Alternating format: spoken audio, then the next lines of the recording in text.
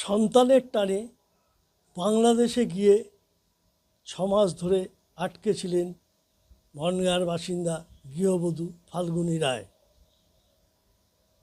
2011 সালে গৌরাঙ্গ সরকার নামে এক যুবকের সঙ্গে তার বিয়ে হয়। কয়েক বছর সংসার করে তাদের 2টি সন্তানও হয়। পরবর্তীতে ফাল্গুনী জানতে পারে যে গৌরাঙ্গ আদতে বাংলাদেশের বাসিন্দা।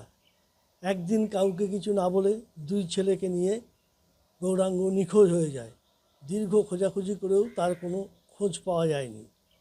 পরবর্তীতে তিনি অন্য আরেকজনের সঙ্গে সম্পর্ক হয় এবং তাকেও বিয়ে করে প্রসেনজিৎ চৌধুরী নামে। পরে জানতে পারেন তার 2 সন্তান সহ তার পূর্বতন স্বামী বাংলাদেশে আছে। সন্তানদের দেখতেই বাংলাদেশে গিয়ে বিপাকে পড়েন। তার স্বামী তাকে মারধর করে, তার সমস্ত বৈধ পাসপোর্ট কাগজপত্র, আধার কার্ড ছিঁড়ে ফেলে। দীর্ঘ 6 মাস আইনি লড়াই করে তার বর্তমান স্বামী প্রসেনজিৎ রেড ক্রসের সহযোগিতায় ফেরত এলেন। আজ ভারত বাংলাদেশ